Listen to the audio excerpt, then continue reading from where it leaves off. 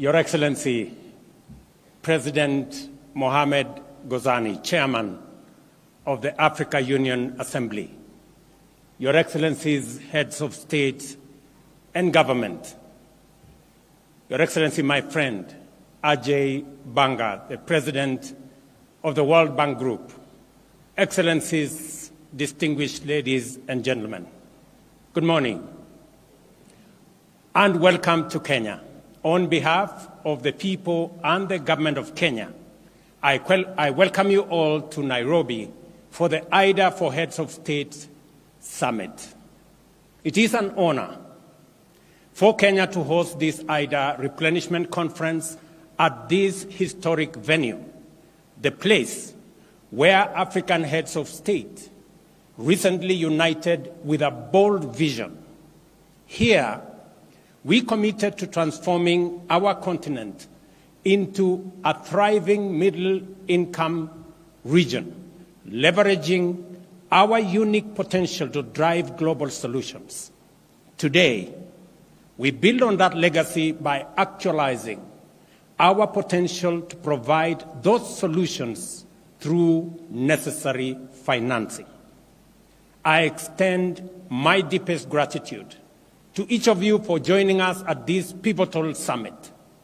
Your presence not only honors us, but also reaffirms our shared commitment to the International Development Association, our cornerstone for achieving the development goals of our continent and beyond our continent. We convene at a critical juncture, facing a convergence of global crises. This includes escalating geopolitical tensions that challenge international unity, a deepening development and debt crisis that threatens our economic stability, and urgent climate emergencies that demand immediate and collective action for our planet's survival. Today, we gather here, Kenya and the broader East Africa region faces severe flooding that devastated communities, destroyed infrastructure, and disrupted our economies. Concurrently, Southern Africa confronts intensifying drought, affecting nations like Malawi, Zambia, and Zimbabwe. Just last year, the roles were reversed, highlighting our shared vulnerability to extreme weather patterns. As I speak to you in this podium, 10,000 people in Nairobi City are displaced by floods. That is the gravity of the situation. Only a year ago, we had a devastating drought on the other end. This new normal demands our immediate and united action to safeguard our collective future. This underscores the critical role of IDA for Africa Summit.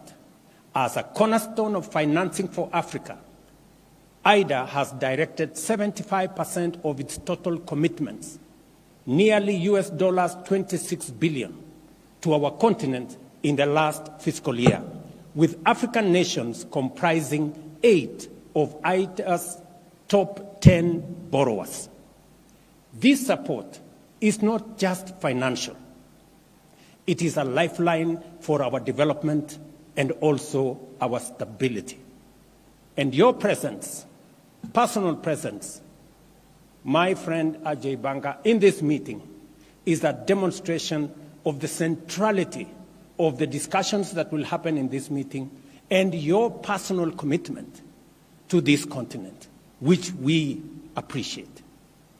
IDA stands out for its rapid and decisive action during crisis, distinguishing itself from other funding sources.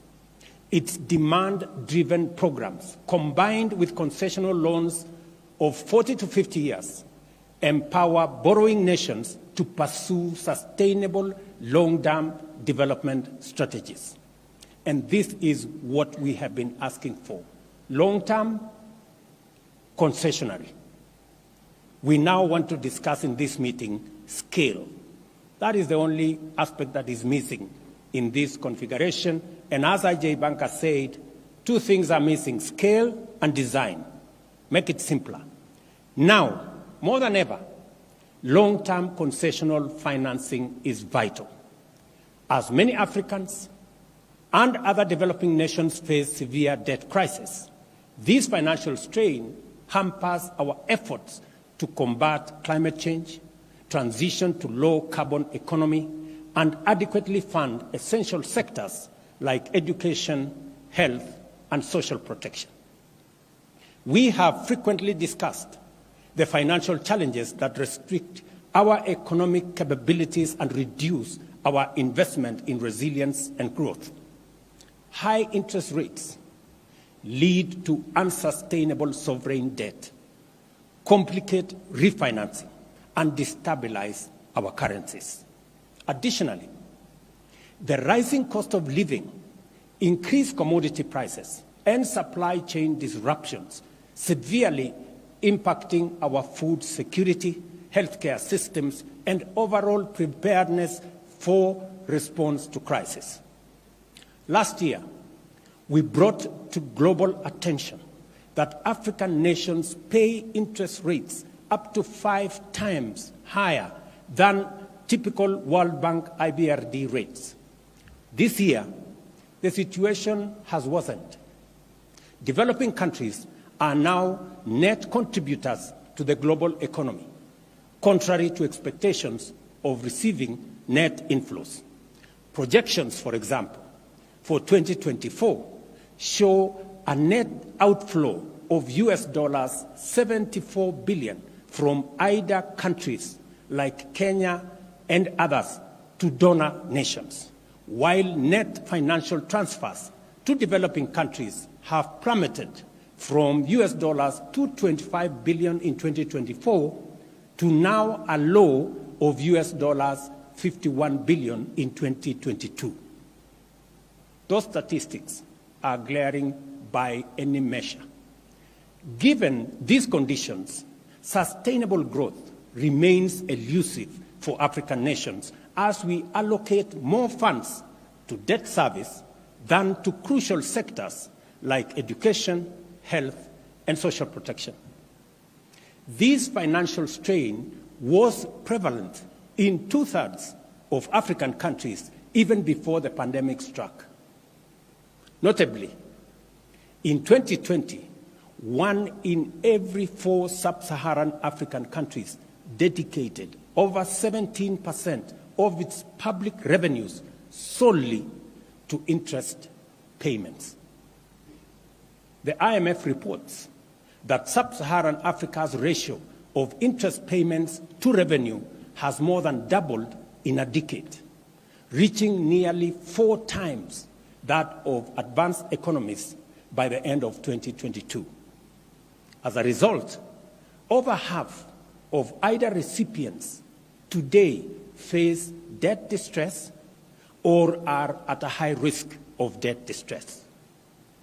IDA remains their most dependable source of patient capital, with every dollar of donor financing enabling an additional US dollars 3.5 in capital market leverage to amplify development impact. This endeavor transcends financial returns. It is about fulfilling our collective global aspirations. Africa's commitment to economic transformation, reducing poverty and inequality, and enhancing human well-being is essential and demands significant capital investment. Moreover, the global goal of achieving net zero by 2050 cannot be realized without Africa's active participation, a failure which would jeopardize humanity's survival, not just African survival, humanity's survival. It is imperative to understand with substantial investment in our vast energy resources, Africa can not only provide power to all its citizens, including the 600 million currently without access, but also significantly advance global decarbonization efforts. Let me say this broadly. If there was a case to be made for a win-win outcome, IDA is the best example, because everybody wins. The donors win, the recipients win. The donors win because it is an investment for them. For the recipients, it is an opportunity. In both cases, we have winners. The donors will put money in renewable energy, in energy in general, and we can continue world manufacturing and industrialization using African mineral resources, using energy that we have in abundance, and using labor that we have in abundance, and we can share the outcome of that industrialization with the rest of the world. By investing in IDA, we unlock 60% of the world's arable and cultivated land for food security and nutrition, not just for Africa, but for the globe. By investing in IDA, we unlock the human resource potential in our continent, Africa being the youngest continent in the world. Investing in education, in health, in social protection gives us the opportunity to provide 40% of the world's workforce by 2050. Investing in IDA gives us the opportunity to decarbonize global economy and provide for green growth. Let me say this. Our continent possesses 60% of the world's prime solar resources, and our untapped renewable energy potential exceeds 50 times the projected global electricity demand by 2040. However, realizing this requires a shift in investment strategies with affordable long-term capital at scale being central. Our proposal and request entail a vision for an Africa-driven socio-economic development executed with transparency and inclusiveness, and our case is straightforward. Let me put it this way. Significant capital injection into IDA is crucial. The G20 independent expert group recommends tripling IDA's financing capacity to US $279 billion by 2030, while maintaining the essential concessional nature of its financing. At the very least, and if we cannot do anything else, let us not ignore or wish away this expert advice. We seek not just funding, but a partnership for progress.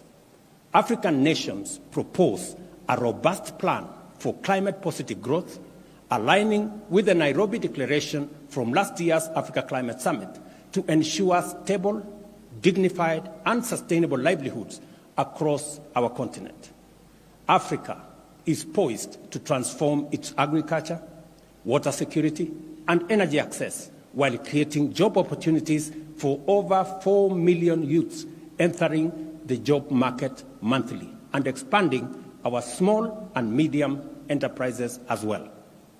Central to these opportunities is our commitment to African-led initiatives. We aim to control our destiny, managing our resources responsibly and sustainably to drive Africa's industrialization agenda using our abundant energy, mineral, and human capital resources.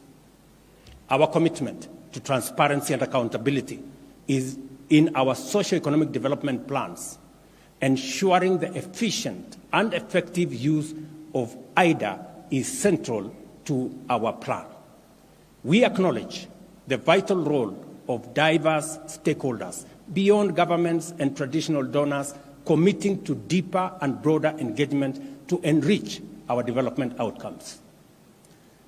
We are committed to empower the Africa Union Commission to make it fit for purpose with capacity to engage the rest of the world on behalf of Africa. We are committed to reform the Pan-African Parliament to enhance oversight and accountability over the Commission and establish an African Court of Justice so that we are ready to engage with the rest of the world. Faced with the relentless challenge of climate change and escalating instability, our unity is our strength. Despite the myriad forces that threaten to divide us, we must remain focused on the ultimate goal, safeguarding the future of our civilization, the human race, and the diverse life forms that share our planet. Africa is eager to contribute to the solution. Our continent offers a viable and promising pathway to a future of prosperity for all humanity, harnessing our rich resources and innovative spirit. IDA's efficiency and effectiveness make it a unique force for good. Africa recognizes this, and we don't take it for granted. We are setting an example with our ambitious plan for structural and systemic reforms underpinned by steadfast commitment to tangible results, transparency, and a robust partnership. Given the enormity of the challenge faced by African countries and its global implications as collective emergency, we call on our partners to meet us at this historic moment of solidarity and respond effectively by increasing their IDA contribution from the US $93 billion raised in 2021 to at least US $120 billion in 2024. As we make this call, we as African heads of state and government commit to play our part by taking deliberate and robust actions to improve fiscal discipline, increase domestic revenue mobilization, develop investor-friendly policies, and enhance anti-corruption measures. IDA exemplifies the best of global cooperation, characterized by compassion, lasting dedication, and a fruitful collaboration. By fortifying IDA, we do more than just honor these values. We significantly enhance our joint ability to tackle global challenges. Let us value and expand the reach and influence of this vital resource. Together, let us be bold, let us be ambitious, and let us act with conviction. Thank you, and God bless you.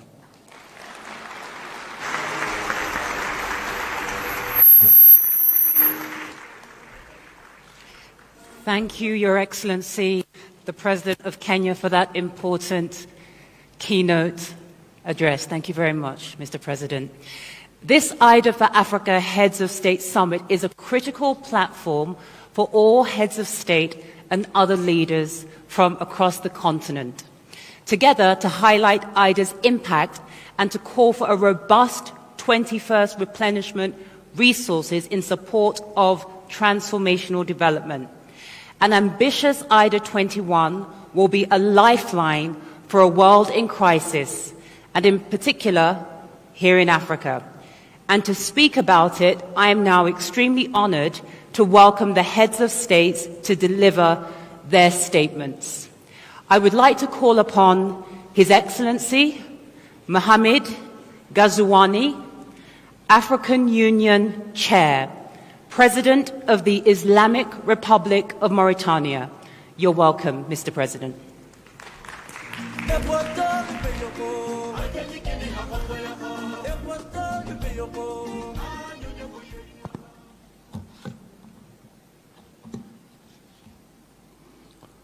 Excellence, Dr. William Samoei Ruto, Président de la République du Kenya,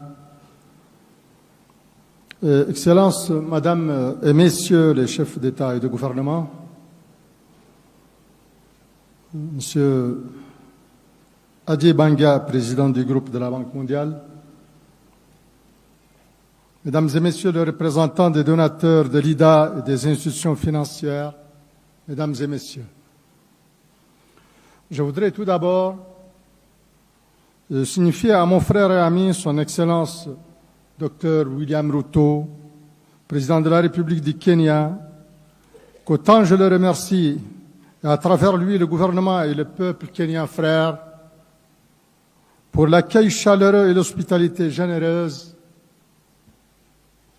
autant je le félicite vivement pour la parfaite organisation de ce sommet IDA-Afrique qui constitue une étape cruciale dans le processus de la 21e reconstitution des ressources de l'IDA. Je tiens également à exprimer mes sincères remerciements au président de la Banque mondiale, M. Adjei Banga, pour son leadership et son engagement en faveur de l'Afrique. Tout comme je remercie vivement, à mon nom et au nom de l'Union africaine, l'ensemble des donateurs et parties prenantes de l'Association internationale de développement pour la générosité et la constance de leur appui. Excellences, Mesdames et Messieurs, cette 21e reconstitution des ressources de l'IDA se tient dans un contexte continental et international particulièrement difficile et fortement marqué par des crises multiformes. Pandémie de la Covid, exacerbation continue des chocs climatiques, crise sécuritaire et politique, terrorisme et conflits armés en Afrique, en Ukraine, au Moyen-Orient et un peu partout ailleurs.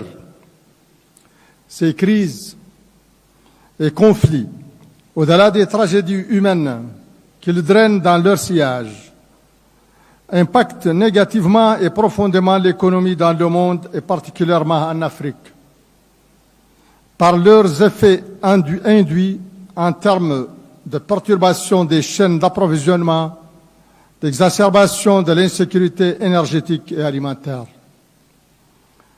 Elles ont ainsi des conséquences massives sur les conditions de vie de centaines de millions de foyers dans des pays à faible revenu, en Afrique et dans le monde, et qui sont les principaux clients de l'IDA. Aussi, l'éradication de la pauvreté et de la faim à l'horizon 2030, qui semblait possible au moment du lancement de l'agenda du développement durable, sont désormais hors de portée pour la plupart des pays africains. De même, l'accès universel à l'eau potable, à l'assainissement et à l'électricité sont également un challenge difficile à relever. Les besoins de financement additionnels pour les infrastructures de développement ont ainsi été estimés par la Banque africaine de développement entre 68 et 100 milliards de dollars par an, tandis que les besoins de financement additionnels nécessaires pour que l'Afrique atteigne des objectifs de développement durable ont été estimés à 190 milliards de dollars par an. Excellences, Mesdames et Messieurs, ce bref tableau de besoins de financement montre, si besoin est, l'impérieuse nécessité d'une 21e reconstitution ambitieuse et solide des ressources de l'IDA, au moment où plusieurs de nos États font face à des obligations et des contraintes multiples, service de la dette, choc climatique, conflits et afflux de réfugiés. Cependant, à elles seules, les ressources de l'IDA ne suffisent point. Pour financer notre développement, nous aurons besoin de ressources massives et de ressources massives de financement privé et de financement direct étranger. Nous aurons besoin de réduire les coûts de financement du capital à travers un mix approprié de ressources concessionnelles et de financement au coût du marché. C'est pourquoi je voudrais ici exprimer mon très fort soutien à la réforme engagée par le président Adjei Banga en vue de bâtir une banque mondiale plus grande, plus forte et plus efficace, une banque mondiale dans laquelle les différentes branches publiques et privées opèrent en synergie. Je tiens également à saluer ces efforts visant à réduire les délais de préparation des projets et à simplifier les procédures d'approbation et de mise en œuvre. Je me félicite enfin de sa collaboration renforcée avec le président de la Banque africaine de développement, mon frère le président Adesina, notamment dans le domaine crucial de l'accès à l'énergie. Et je formule le vœu que cette opération s'étende à d'autres secteurs et inclue d'autres banques multilatérales de développement. Excellences, Mesdames et Messieurs, l'IDA joue un rôle unique dans le financement du développement en Afrique où elle intervient au niveau de 39 pays. 1,5 milliard de pauvres, dont un nombre important de nos citoyens, de nos concitoyens africains, ont bénéficié des financements de l'IDA. Ce rôle doit se renforcer alors que nous faisons face aux défis majeurs du changement climatique. C'est pourquoi je réitère, au nom de l'Union africaine et à mon nom propre, mes remerciements aux pays donateurs de l'IDA pour leur générosité et appelle à une reconstruction ambitieuse et solide des ressources de l'IDA à la hauteur des challenges de notre époque. Le coût de l'inaction serait exorbitant en termes de fragilité et de précarité, de perte de vies humaines, d'années d'enseignement et d'opportunités de développement, de gaspillage de notre ressources, notre jeunesse et de dégradation environnementale. Environmental deterioration. We could avoid such a scenario by making sure that Africa is still on the path of inclusive and sustainable growth. For this, we have a need of human resources and also resources in natural capital, and it is to help us to transform our enormous potential the social to be able to reach sustainable development with which is value added reconstitution of the resources from AIDA. So convinced that our presence in this summit will help us achieve our objectives. I would pray that this gets to a successful end.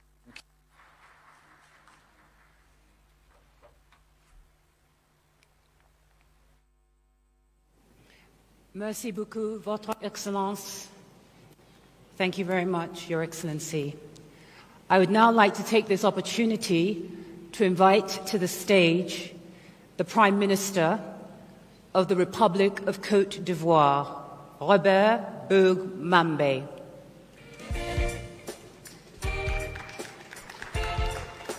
Bienvenue.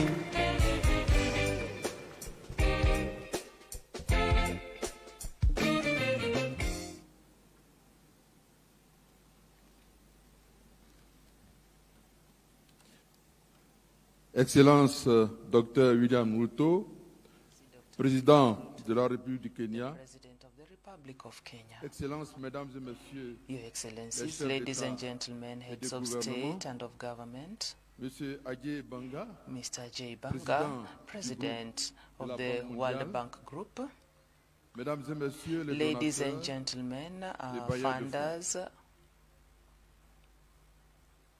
Avant tout propos, Before I je voudrais begin, vous transmettre I'd like to les chaleureuses share et with fraternelles you salutations the de warm Son Excellence greetings of His Monsieur Excellencies, Alassane Monsieur Alassane Président de la Ouattara, République de Côte the d'Ivoire, President of the Republic of qui, Côte d'Ivoire, empêché, who, m'a demandé due de to le other représenter à ce reasons, sommet asked si me to important represent him at sur this la very important reconstitution des ressources summit de on the l'IDA reconstitution 21. of the AIDA Resources Je saisis 21. également I cette also heureuse take this occasion opportunity to address my sincere thanks to Excellency Dr. William Ruto, the President of the Republic, and also to the people of Kenya for the hospitality and the quality of the welcome.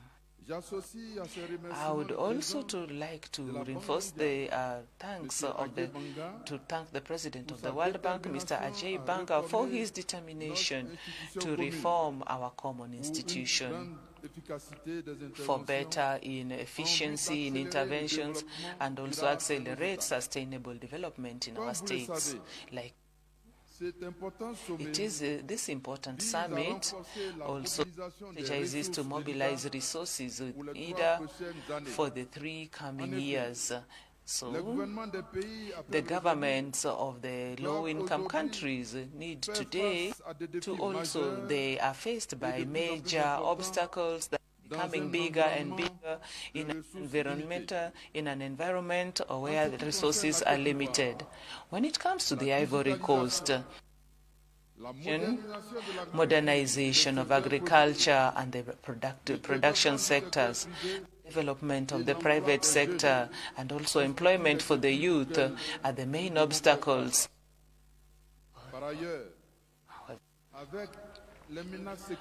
With the security problems in the Sahel, the Ivory Coast has a growing number of refugees, and also who are more than in their millions today, who are also pressure on social services and also need a lot of government interventions. So we are calling upon IDA and to my country needs a lot of support from the World Bank to be able to be more resilient. That is why the Ivory Coast, which also came up to advocate for more resources from IDA, is also involved in following up on these efforts in reconstituting the IDA 21. So it is with pleasure that my country, from the 9th to 10th October of this year, the African Economic Summit, which will seek to mobilize main finances and partnerships with Global Citizen and Bridgewater Associates to support the campaign to also reconstitute IDA 21. And I'd like to also send an appeal to our funders and also to the World Group and its partners that they mobilize resources, IDA resources, to help governments to face the problems that are becoming more and more bigger and more complex. Ivory Coast supports all the efforts of the World Bank and its partners. I thank you all for your attention.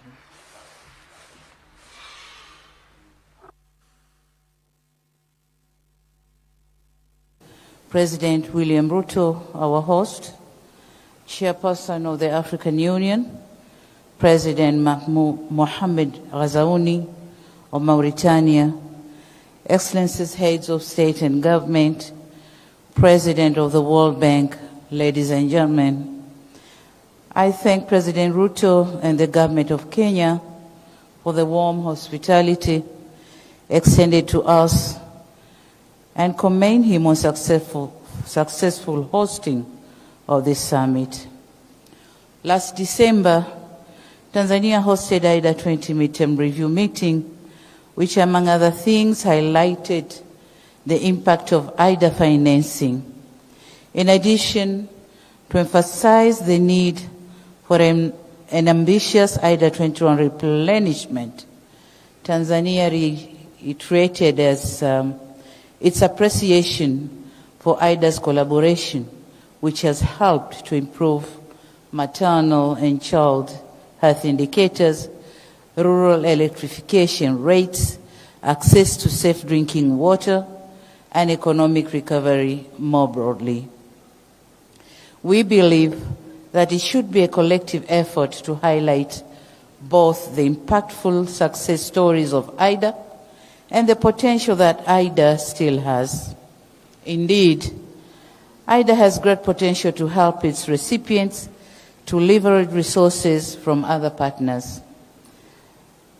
For instance, in Tanzania, we have an infrastructure project in Dar es Salaam called the Msimbazi Basin Development Project, which benefited from World Bank support worth $2 million. Having secured these resources, Tanzania has already been able to leverage an additional $60 million from other partners for this project, which aims at strengthening flooding or flood resilience and integrated urban development in our economic hub. Excellencies, in a bid to consolidate and building on the successes obtained during IDA 20, we are pleased to advance this most important dialogue on IDA 21. We are doing so at a time when Africa and the world are still facing the effects of multiple crises. In light of this crisis, coupled with significant shortfalls in development finance and shrinking fiscal space, what is required in going forward are more concessional resources. Moreover, considering the challenges related to present projected debt levels, we strongly believe that IDA 21 should focus more on providing concessional loans, such as the 50-year credit loans. Given the present debt architecture on the continent, these facilities would provide more fiscal space to African countries to address competing development needs. Additionally, in the forthcoming IDA 21 cycle, it is critical that policies are simplified and operational processes are streamlined. This is a matter that has a bearing on the access to development finance, the indirect cost of finance, and the achievement of the development objectives within the planned framework. Excellencies, all what would be discussed during this meeting are underpinned by investment in our human capital, which drives innovation and growth. And this is where my brother President Museveni was talking about. Africa needs transfer of technology and technical know-how. It will be recalled that in July 2023, Tanzania, in collaboration with the World Bank, hosted the African Heads of State Human Capital Summit. At that summit, we committed to investing in people for improving productivity and building inclusive and resilient economy. We believe that the commitments highlighted in Dar es Salaam Declaration on Human Capital are relevant and merit IDA's support.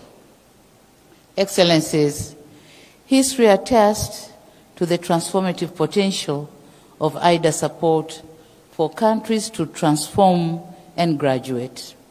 We expect the same spirit to guide us ambitiously in the IDA 21 replenishment. It is on this basis that Tanzania also calls for an ambitious IDA 21 replenishment that matches Africa's development aspirations with the resource needs. Once again, we commend IDA partners for their support and call upon them to honor their pledges to foster economic development and improve living conditions. Thank you for your kind attention. Your Excellency, President William Ruto, Your Excellencies, Heads of State and Government, Your Excellency, Aja Bange World Bank Group, President, IDA, representatives of other regions, distinguished invited guests, ladies and gentlemen. I would like to begin by thanking our host, my brother, President Ruto. As we gather today, our shared vision for prosperous, equitable, and sustainable future hinges upon our ability to address the pressing challenges faced by countries across the continent, while also harnessing the immense potential of its youth population. Allow me to shed light on the state of affairs in Ethiopia, a nation that has been harnessing resilience in the face of a spectrum of challenges, aggravated by external forces such as climate change, pandemic, geopolitical tension, and the soaring global cost of living. First and foremost, the Ethiopian government has navigated structural macroeconomic reforms amid challenges, focusing our attention on macro-financial stability, productivity enhancement, and favorable investment climate. Second, and central to our collective aspirations for a peaceful continent, we must foster dialogue and reconciliation. In late 2021, Ethiopia formed the National Dialogue Commission to lead inclusive talks, independently tackling ongoing conflicts with wide public involvement. The Commission has thus far had consultative dialogue involving tens of thousands of stakeholders over 2 years. Regional dialogue are imminent, aiming to expand participation further. Third, like many IDA countries, Ethiopia faces unemployment and a skill gap challenge, with the government prioritizing accessible education to empower citizens while encouraging youth engagement in startups across various fields. Investment in skills and education is central to Ethiopia's 10-year development plan, with a focus on sectors like agriculture, manufacturing, and tourism, expected to cover over 2 million new jobs. Fourth, universal energy access stands as a cornerstone for sustainable development. As it stands currently, half of our population is still without access to reliable electricity. We are massively investing on clean and renewable energy generation projects, which aims to accelerate universal access to affordable and reliable energy for all our people. Despite possessing over 60,000 megawatt potential from our diverse renewable energy sources, realizing this capacity demands substantial investment. Fifth, the digitalization of economies holds immense potential to enhance connectivity, spur innovation, and expand access to essential services. In Ethiopia, our telecom sector liberalization, mobile money, and digital payment system have expanded financial access in Ethiopia. The National Digital ID program we have launched is also a crucial step towards our digital transformation, greatly improving public service access. Lastly, as stewards of our planet, we must prioritize efforts to build a livable future for all. The Horn of Africa faces escalating threats from climate change, including rising temperature, food insecurity, and extreme weather events. Ethiopia is actively countering this challenge through its Green Legacy initiative, prioritizing afforestation, reforestation, and environmental conservation. With over 32.5 billion seedlings planted towards a goal of 50 billion over 2 phases. Ethiopia aligns with global agreements like the Paris Climate Change Agreement and the 2030 Agenda for Sustainable Development. Excellencies, while the international development associations' existing support must be commended, the sheer scale for challenges many African countries face necessitate a renewed approach. With 120 million people, Ethiopia has great potential for prosperity. Yet, as a key recipient of AIDA support in Africa, Ethiopia faces a significant financing shortfall that may hinder its progress. Meeting the goals of AIDA 21 replenishment is vital to accessing essential development funds and driving Ethiopia toward its maximum potential. We urge AIDA to significantly enhance its financial capacity and funding models, specifically increased support for crisis preparedness, response, and recovery is essential. I thank you.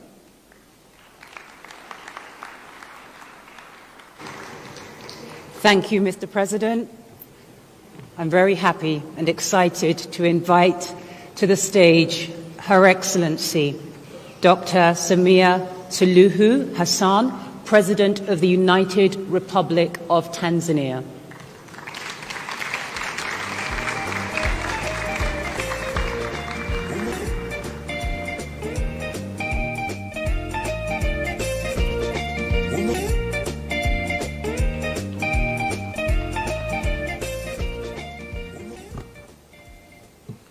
Your Excellency. Your Excellency, President of the Republic of Kenya, William Ruto, Your Excellency Mohamed Ghazouani, Chair of the African Union and President of the Islamic Republic of Mauritania, Excellencies, Heads of State and Government, the President of the World Bank, Mr. J. Banga, ladies and gentlemen, I thank the dynamic President of the Republic of Kenya, His Excellency William Ruto, for the invitation to speak at the summit of the International Development Association, AIDA, and for the hospitality of the Kenyan government. This gathering serves as a platform for collaboration and a catalyst for transformative change. As we convene here, we're tasked with a great responsibility to articulate the case for an ambitious and robust 21st replenishment of the IDA, one that will pave the way for sustainable development and prosperity, not only for the African continent, but also for all nations in need. The challenges we face in the 21st century are immense and multifaceted. From the continuing effects of poverty and inequality to the urgent threats posed by climate change and pandemics, our world is in need of bold and innovative solutions. Yet amidst these challenges lies an opportunity to redefine our approach to development, to reimagine our priorities, and to forge a path towards a more equitable and sustainable future. The IDA, with its long-standing commitment to poverty eradication and inclusive growth, stands as a testament to the power of international cooperation. Over the years, it has played a pivotal role in lifting millions out of poverty, expanding access to education and healthcare, and building resilient communities.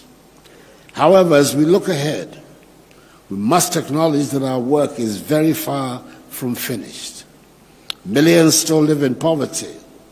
Millions still lack access to basic services.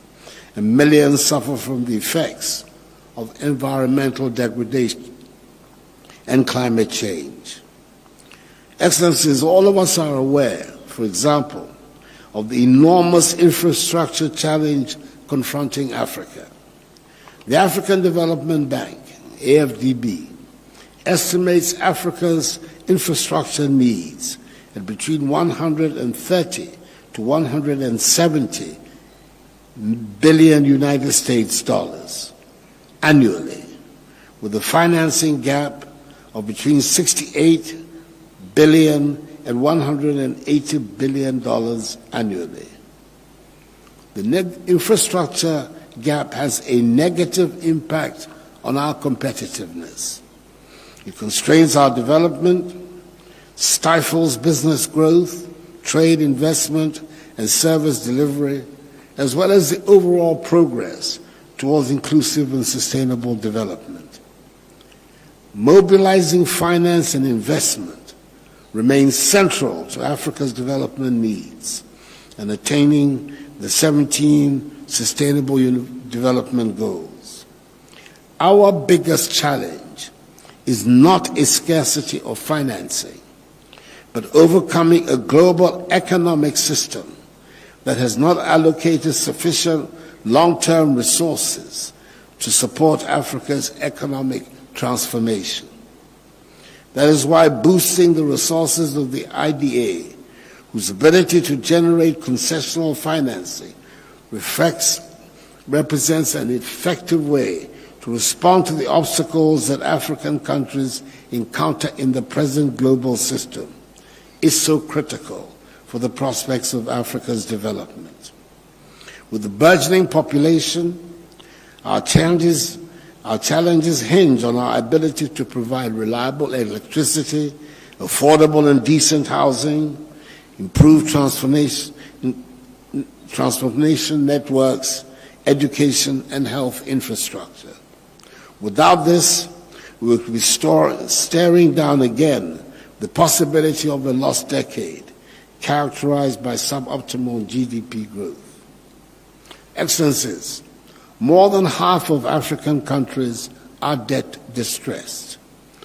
Ghana is currently going through the restructuring of her debts under the G20 Common Framework, which we all know is a slow process and needs to be stepped up. At the same time, we're suffering from the increasing effects of climate change and the devastations caused by COVID-19 and other adverse global developments. Doubling IDA to provide more concessional facilities to our countries is of utmost importance to help us cope with these challenges. The intersection between climate and debt makes imperative the need to reform the global financial architecture in a way that delivers more resources to our countries to help address the current polycrises affecting our development and that of future generations. Therefore, the time has come for us to redouble our efforts, to recommit ourselves to the principles of solidarity and shared responsibility, and to unlock the full potential of the IDA. This replenishment presents us with a unique opportunity to mobilize resources, to leverage partnerships, and to scale up our impact. It is a chance to invest in the future, in education, in healthcare, in infrastructure, and in the resilience of our communities. But let us be clear, this is not just about funding. This is about vision, about leadership, and about political will. It is about recognizing that development cannot be achieved through aid, but requires a comprehensive approach that addresses the root causes of poverty and inequality. It is about empowering communities, building capacity, and fostering innovation. And it is about ensuring that no one is left behind, that the most vulnerable amongst us are given the support and opportunity they need to thrive. In conclusion, I want to state that the task before us is daunting, but the stakes are too high for us to falter. Together we can shape a brighter future for generations to come. Together we can build a world where every child has the opportunity to fulfill his or her potential, where every family can live in dignity and security, and where every nation can achieve sustainable development.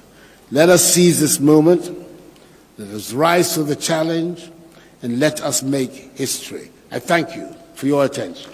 I'd like to express my deepest feelings and express Central African Republic following the floods that have led to the tragic disappearance of many people and also a lot of destruction in our sister country. Your Excellencies, ladies and gentlemen, I take to the stage now, representing my country, the Central African Republic. This occasion of this summit or Heads of State Summit, Summit of the Heads of State and Government in the ambitious reconstitution of resources of the IDA 21 for Africa. Allow me to also express our deep gratitude towards my dad, Dr. William Samoei Ruto, and the Kenyan people for the organization, the successful organization of this summit, and also the welcome, the brotherly welcome, very warm, which we have known since our arrival in this really dynamic town of Nairobi. I'd also like to thank Ajay Banga, the president of the World Bank Group, for his full participation in this very important summit, for his leadership, and also on reconstitution of resources, IDA 21. It is also the moment to express my gratitude to the World Bank for the multifaceted approach that we have been given. I'd also like to thank the entire group of funders in IDA, because it is thanks to their contribution this institution has the necessary is to help the most poor countries on this planet to be able to move to some place. So also the African Union, that it is in Africa that we also find a number of natural resources and strategic minerals, and we find that some of these countries are some of the most impoverished of these countries. And the Central African Republic has had a feeling of this level of poverty that we are talking about in this IDA 21. So we talk about 0.8 percentage growth, which means that a child who was born before the pandemic will only realize 28% of his potential if he has received any education and other equity. In 2021, about a larger percentage had achieved basic sanitation, but we also had 80% who had no access to electricity or internet. 2017, according to the United Nations. So in April of 2024, so 40% of Central Africans would not eat a food. So we are told that there are millions of people, that is about 46% of the population, are living in extreme vulnerability in this 2024, and which needs urgent humanitarian action. Now, in such a very difficult national context, exacerbated by the consequences of the COVID-19 pandemic and also tensions at international level, the contributions of the World Group to fight against poverty and also the promotion of socio-economic development are essential, if not vital. In fact, IDA 21 had already about $370 million, already showing its importance in our quest for reducing poverty. So this kind of for the construction of a solar park near the capital in Bangui to supply electricity to 60,000 habitants. So we appreciate communities that are displaced, also reaching out to vulnerable households. And when you're talking about $40,000 for each person, allows us to come up, support them to come up with income-generating activities and continue with education. The project, the support project, and the health sector allowed us to open clinics that are open to millions or 1 million people, with about 362,000 prenatal visits, and where people can also receive psychosocial support, especially where there has been gender-based violence in the districts, that also reached 292,000. Now, these figures are 142 million American dollars that have been put in projects, amongst which 16 national projects and at regional level. So cumulatively, we are talking about a reach of 48%. We'd like to reiterate our wish that these projects that are still in the pipeline be fast-tracked to also help us reach a wider group of the population. Like it was noted, IDA financing has contributed to improve on the livelihoods in the towns and also to mitigate the effects of conflicts and underdevelopment. So we are talking of strengthening of actions and also projects, and also as we look at more of the sustainable projects. So when we are talking about 2024-2028, we are capitalizing on the plan to consolidate 2017-2023 program that had been improved on in the Central African Republic, and also the route map that Rwanda provided. We have looked at it with the improvement in the security situation.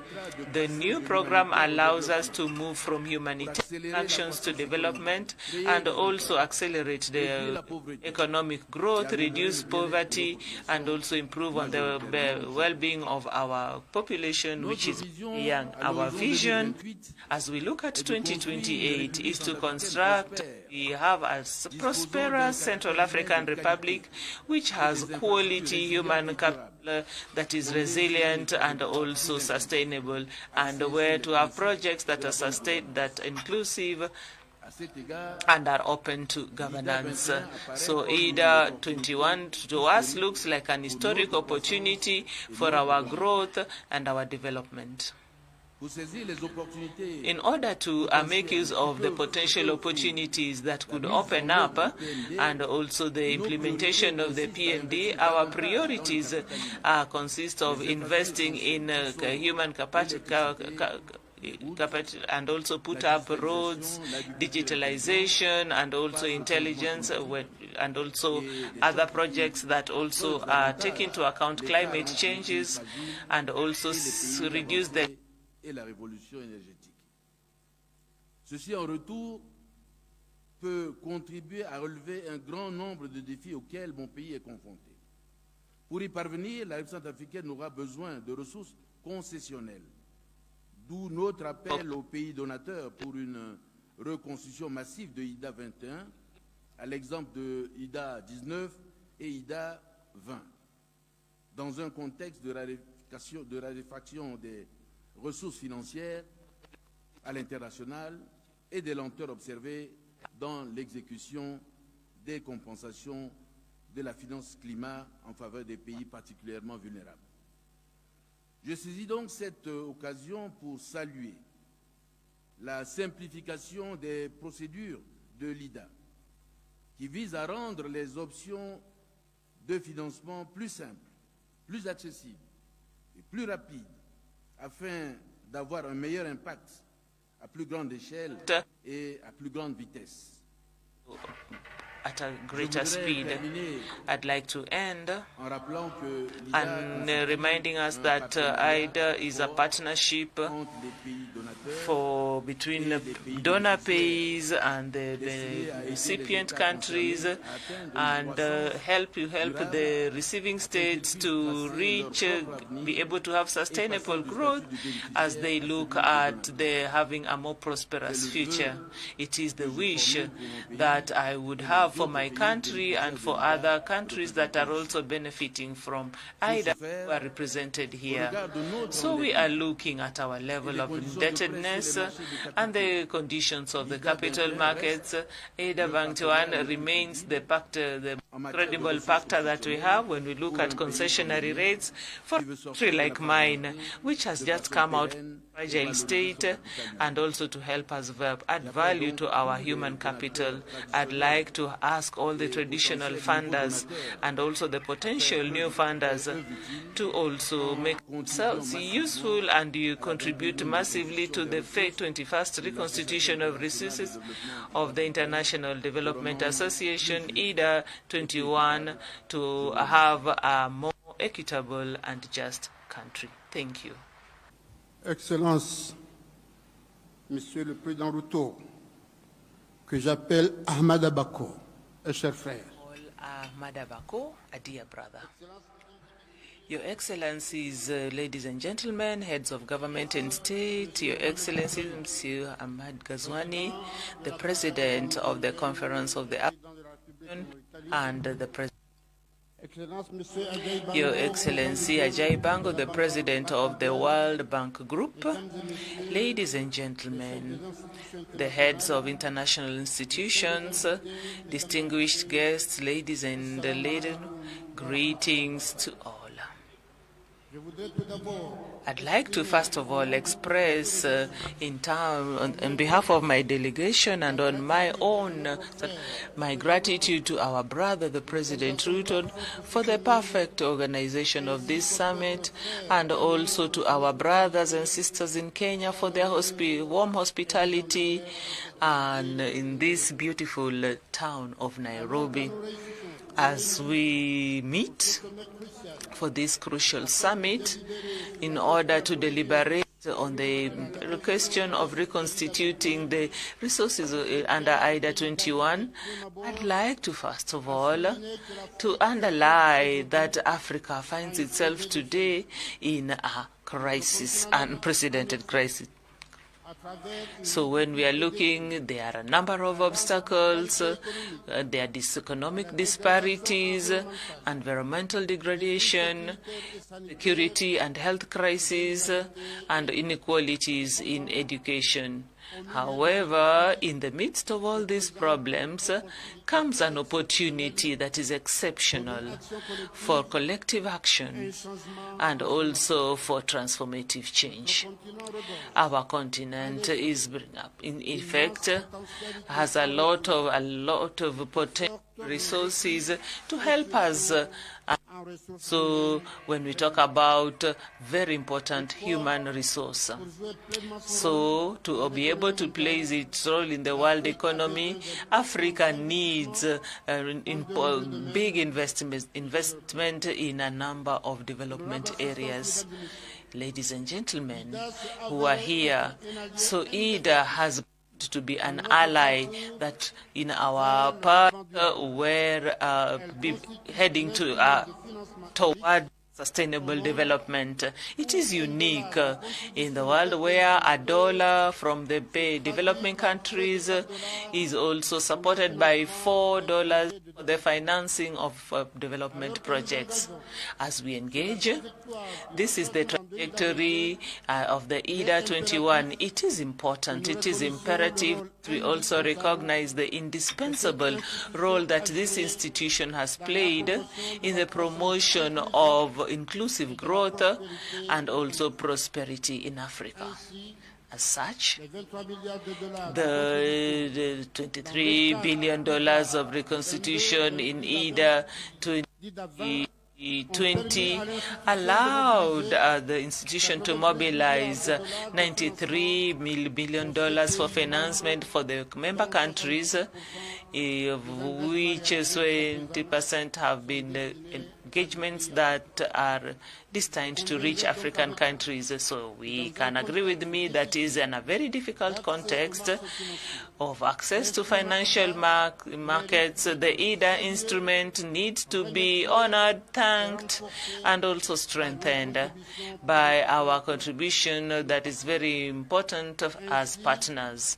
Also, we also express our deepest gratitude to all our partners, first of whom is the World Bank, so thanking it for its robust and continued engagement and support that is appropriate to help us do away with the obstacles to development that our countries face.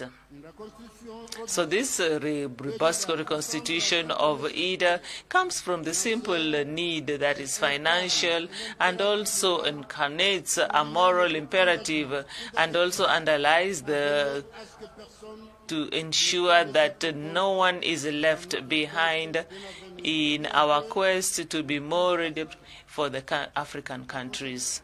As such, and IDA 21, that's ambitious, should give priority to efforts to invest in development areas such as agriculture, energy, infrastructure, and the climatic adaptation before supporting creation of work, of quality workforce of young people and underprivileged groups.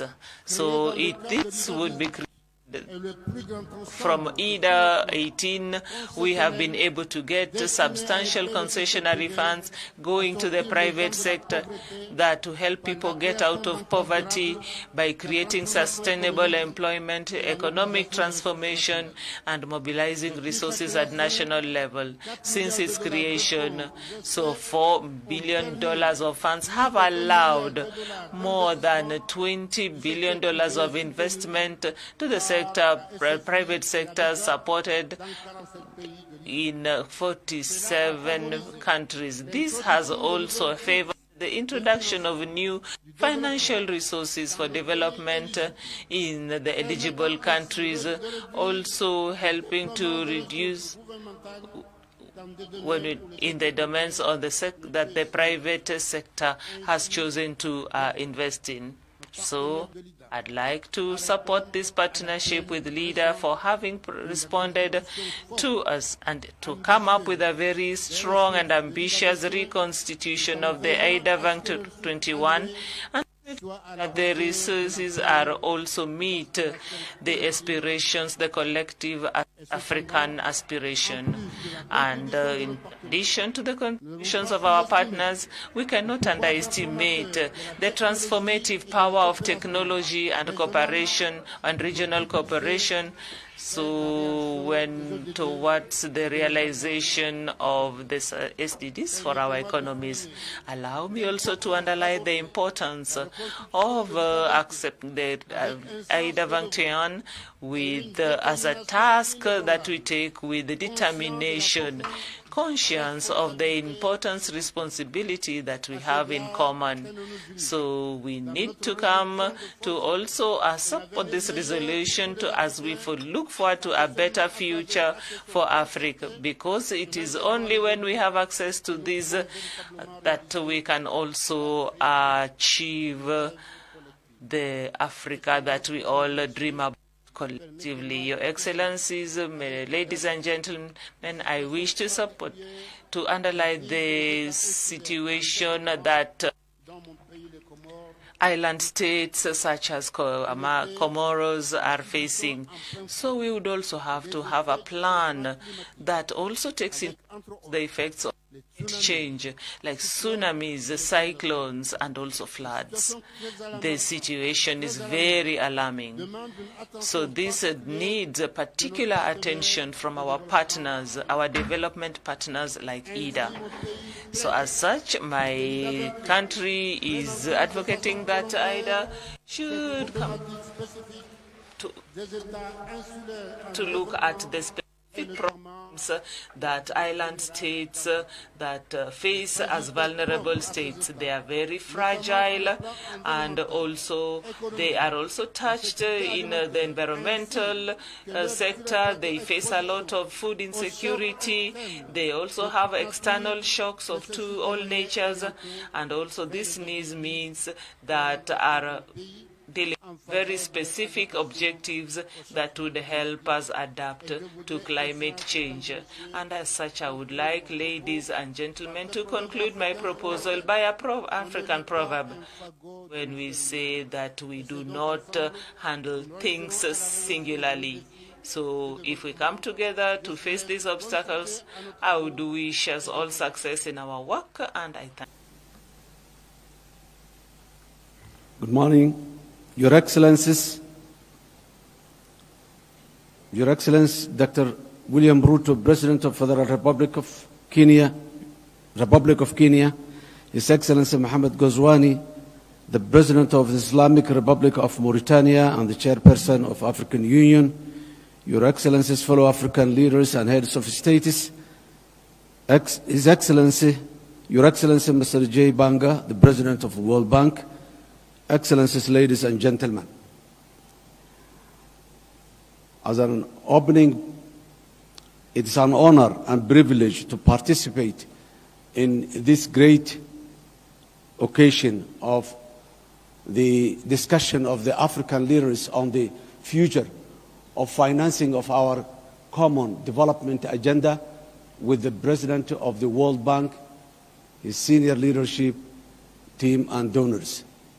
Instead of well-replenished IDA 21 means more opportunity for investment, job creation, economic growth, and effective response to the devastating global shocks like the climate change, which hampers all our progress despite our minimal contribution as a continent. Essentially, in this age of increasing global uncertainty, socio-economic, political, and security risks like the Red Sea crisis, as well as the enormous development financing need, we must ensure IDA 21 becomes the main vehicle to support sustainable development. Without this, almost all developing low-income nations will struggle to deliver progressive changes from the offset. I wanted to thank the government and the Republic of Kenya and His Excellency President William Ruto for hosting this critical meeting on IDA 21 replenishment and for bringing us all together. I also wanted to recognize the visionary leadership of His Excellency Ajay Bang, the President of the World Bank Group, who has demonstrated that he is firmly committed to leading a responsive bank that delivers results through the evolution roadmap. It is encouraging that the World Bank is listening, learning, innovating, and acting to provide a tailored context-specific support for our most urgent priorities to spark growth in Africa.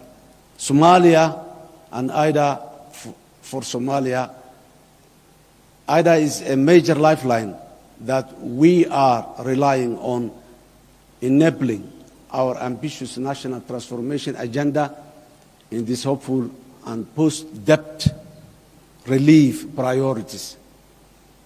IDA's impact on Somalia are enormous and include core institutional and system building, culminating in the achievement of heavily indebted poor countries have a completion point in December 2023. Up to 20% of the Somali population have benefited from the World Bank funded activities in Somalia since 2018. Approximately 69% of these beneficiaries were poor people living with small children and were affected by the drought, floods, and a locust infection in many parts of Somalia. Support to the rehabilitation of access roads and climate resistant infrastructure in many parts of Somalia and many municipalities and corners of Somalia bring various benefits to millions of people, including internally displaced people, IDPs, that had migrated to urban areas due to security, natural disasters, events. Provision of effective livelihoods and life-saving assistance to our citizens throughout the triple crisis of climate shocks, locust infestation, and COVID-19 pandemic. Essentially, IDA in Somalia has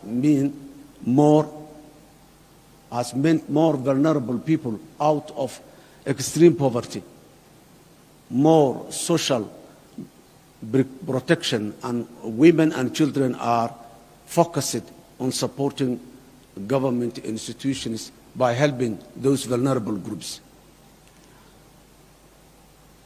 Despite our successful decade, long economic reforms to achieve debt relief throughout the highly indebted poor countries initiative, HIBIC, we remain among most fragile states in the African continent and the world. Without doubt, Somalia has come a very long way from where we were on a decade ago in terms of macroeconomic stability and socio-economic development. We also have exciting and empowering plans to keep the reform momentum going on, to lock in the vital gains we have made and build on them for a transformative change. However, these efforts require resources. Accordingly, we require the upcoming IDA 21 replenishment to be of the scale and ambition that will help shift the situation from fragility to resilience and growth in Somalia. And this can only happen through greater investment in human capital, infrastructure, social protection, job creation, increasing affordable energy access, and building resilience to the disastrous and disproportionate impact of recurrent and cyclical climate emergencies in my country through IDA 2021. Excellencies, ladies and gentlemen, as a government, we are truly committed to build on the economic reform gains from the debt relief process by the future. Further enhancing domestic revenue, mobilization and strengthening public in financial management, debt management, and deepening financial sector development in Somalia. We are cognizant that the most reliable income for the nation is what it collects from its citizens and investors to reinvest the priorities and the public service needs accordingly. With a focus on clear laws and more efficient and effective tax administration, we are steadily growing domestic revenues. Excellencies, ladies and gentlemen, I would like to conclude that IDA is a tool that helps Africa to progress, and in particular Somalia to move forward as fast as we can. Adjustments, tolerances, and flexibility is what is required in the years to come to benefit from the IDA resources. Again, I would like to thank the government and the people of Kenya for providing us this opportunity to discuss about the future of our nations in economic development. I thank you. Madam Moderator, Your Excellency Dr. William Ruto, President of the Republic of Kenya, the African Union Chairperson and President of the Republic of the Islamic Republic of Mauritania, His Excellency Mohammed Ould Sheikh Al Ghazouani, Your Excellencies, Heads of State and Governments, President Ajay Banga, and senior management of the World Bank Group, representatives of the United Nations, the African Union, and other regional bodies, representatives of governments, distinguished ladies and gentlemen, I bring you very warm greetings from the government and people of Sierra Leone. I extend my deep gratitude to President William Ruto and the people of Kenya for hosting the 21st replenishment of the International Development Association Summit for Africa 2024, IDA 21. I express similar appreciation to the International Development Association team and its partners for their relentless effort in accelerating the mobilization of much needed resources that will support the transformational development objectives of low-income countries, including those in our beloved continent. Your Excellencies, ladies and gentlemen, Africa is at a crossroads. Our continent faces an array of challenges unique in its history.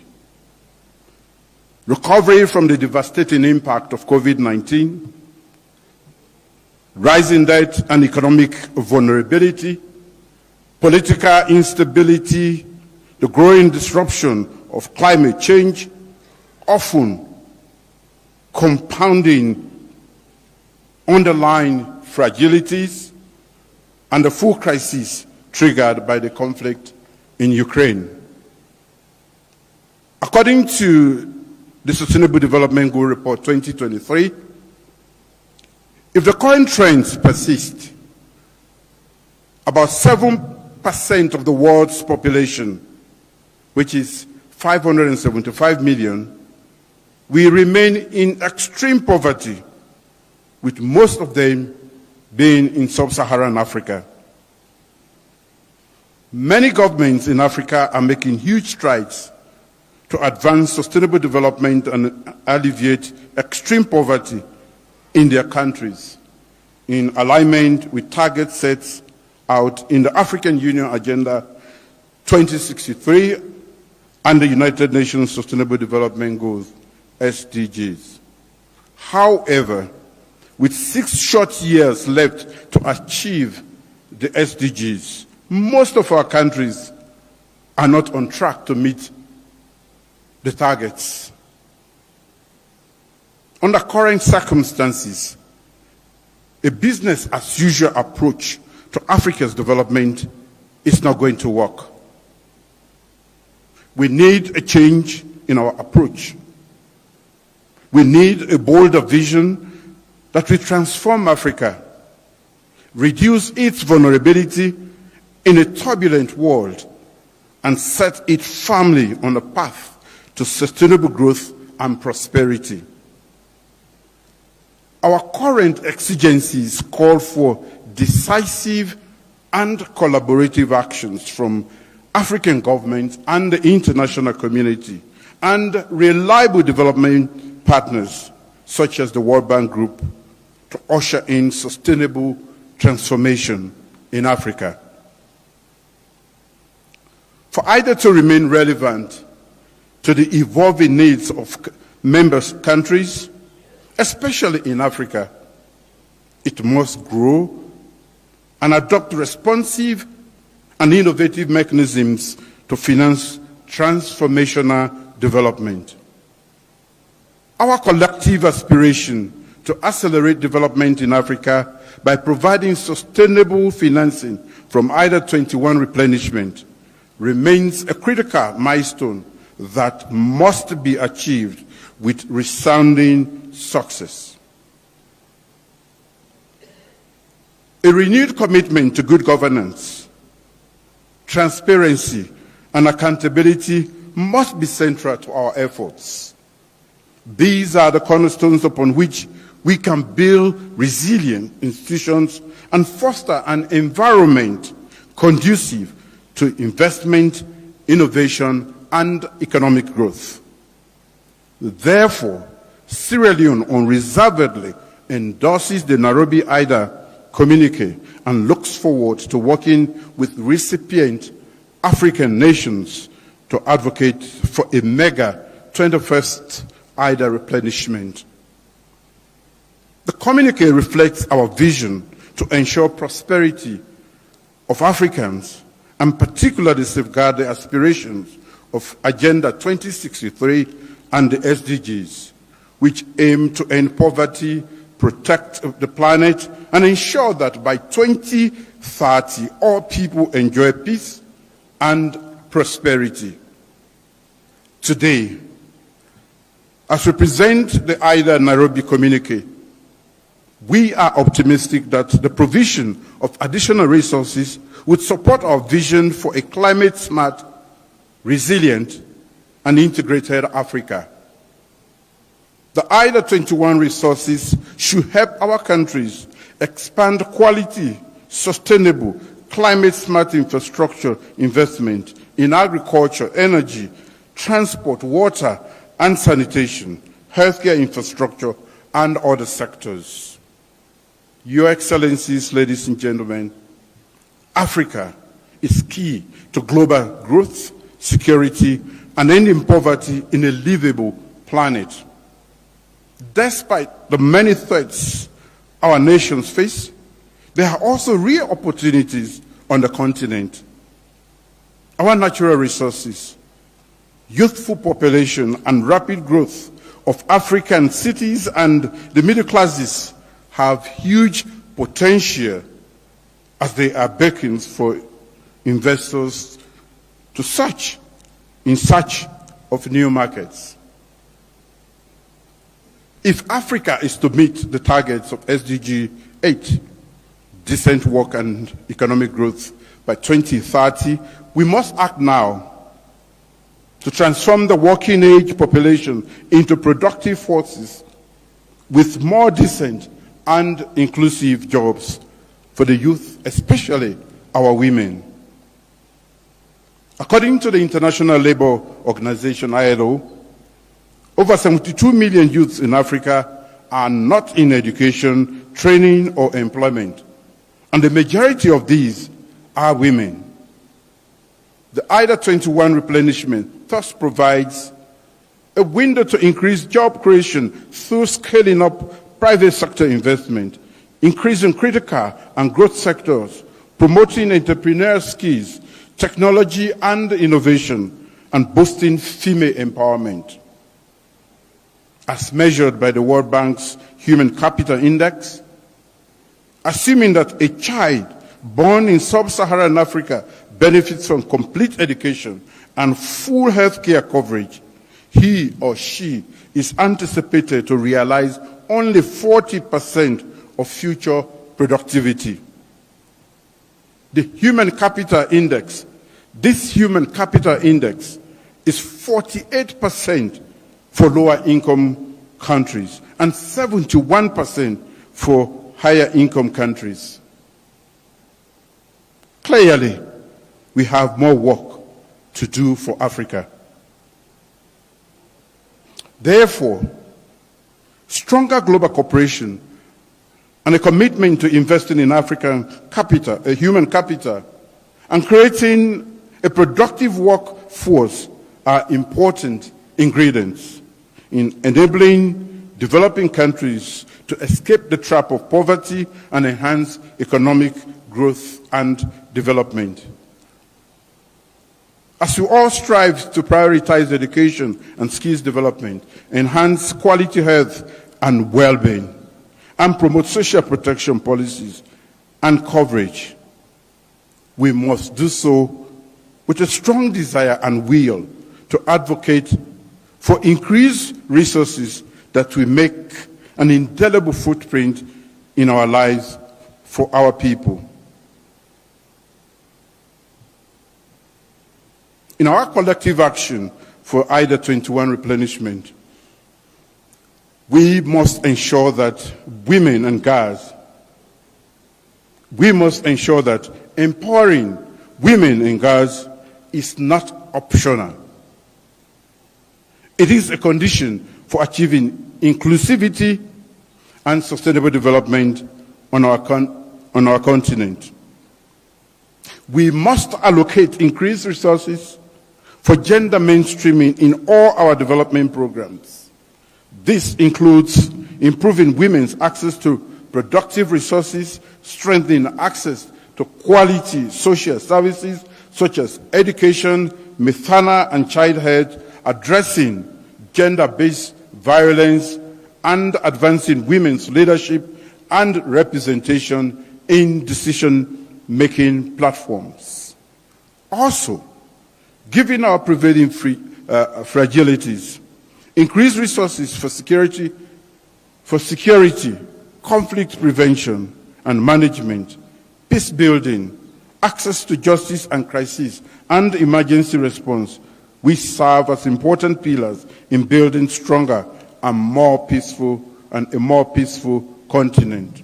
But furthermore, as our countries seek to leverage the fourth industrial revolution technologies, scaling up digitalization efforts across the continent requires enormous financial resources. As global leaders, we must be resolute in changing the face of business processes, systems, and the models in our institutions.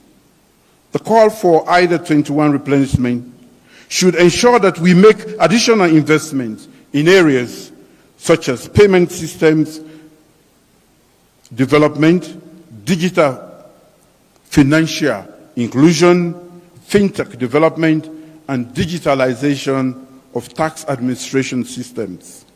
Your Excellencies, closing Africa's huge infrastructure gap should be an important component of the blueprint for the pending IDA pooling of resources.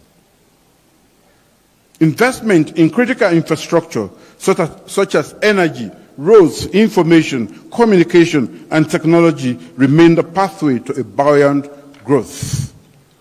Through the IDA 21 resources, the World Bank's new energy program could support member countries in making huge investment in renewable energy sources and power transmission lines, an important sector required to spur economic growth and support our industrialization, as has been ably spoken to by our big brother, President Yoweri Museveni.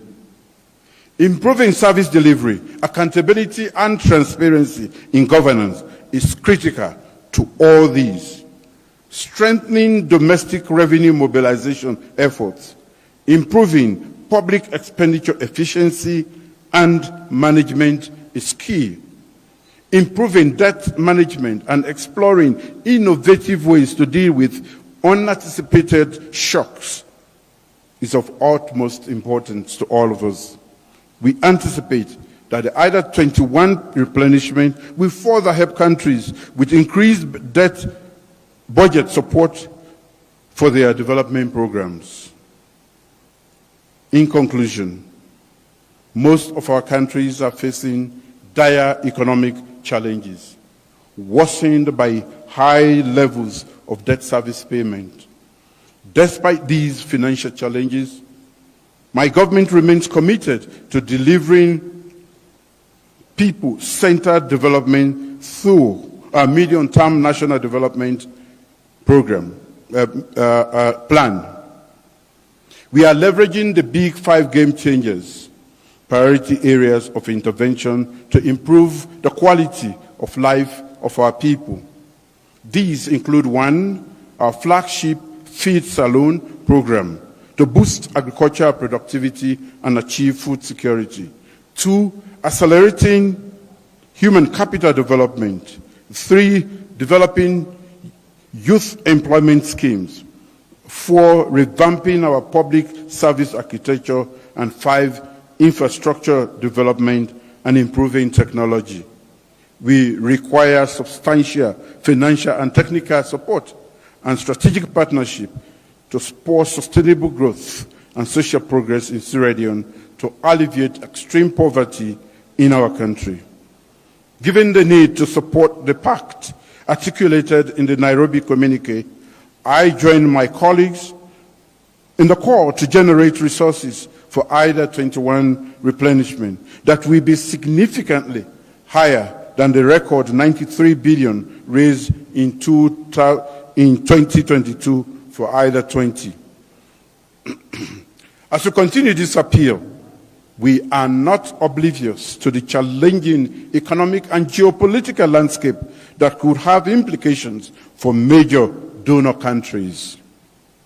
We, however, remain optimistic that our traditional donors, new and emerging donors, and philanthropic organizations will once again rise to the occasion and give their valuable support to the IDA replenishment effort.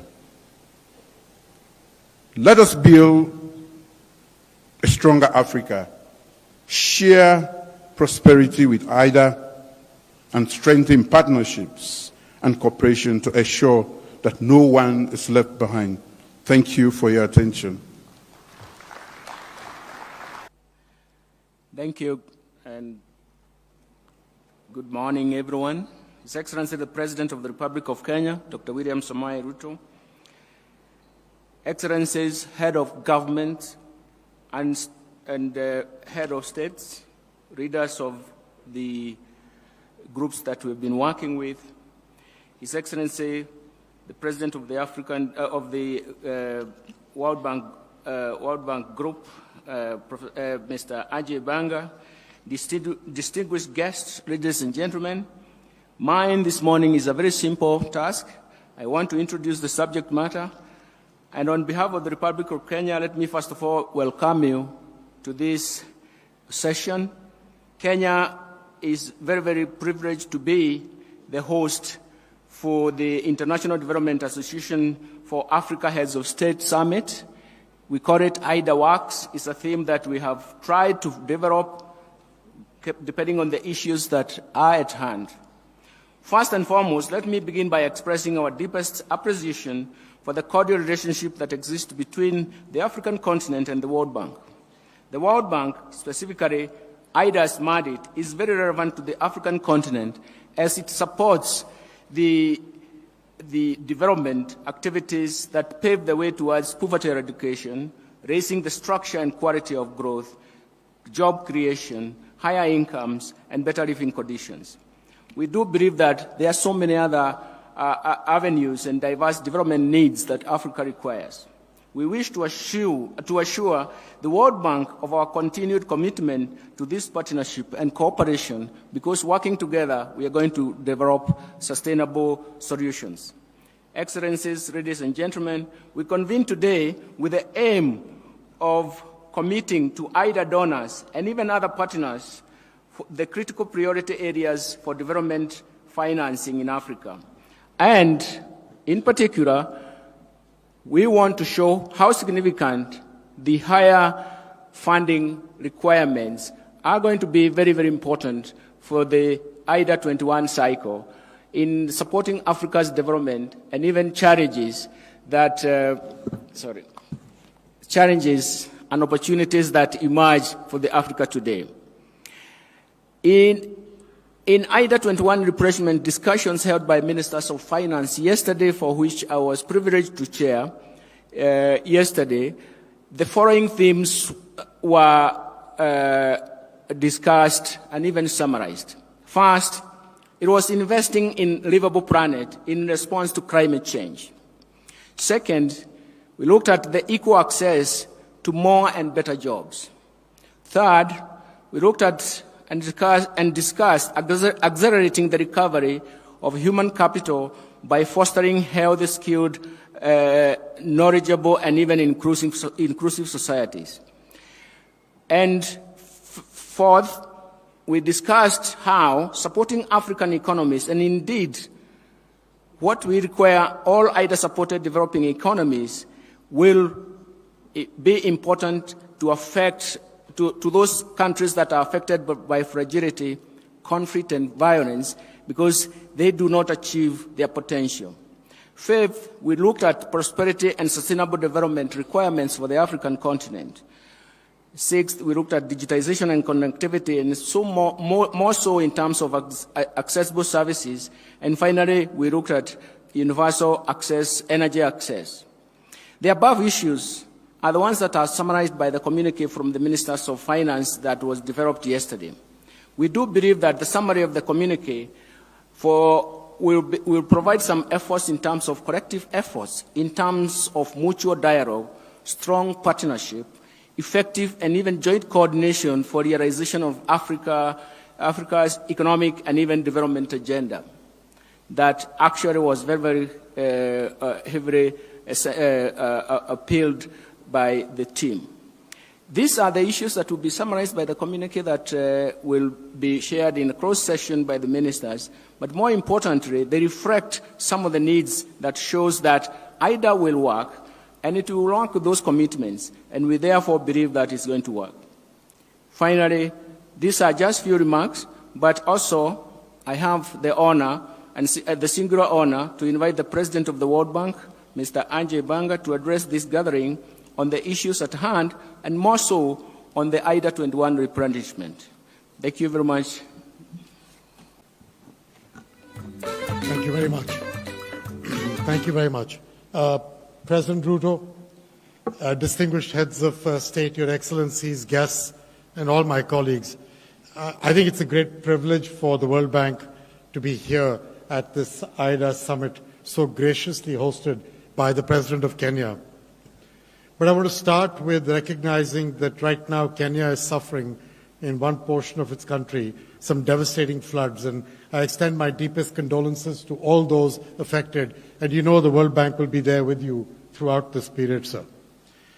This is the tragedy and the challenges of climate change. 4 years of drought followed by floods, and this is one of the reasons why, as the Cabinet Secretary spoke, the livable planet is such an important part of our future.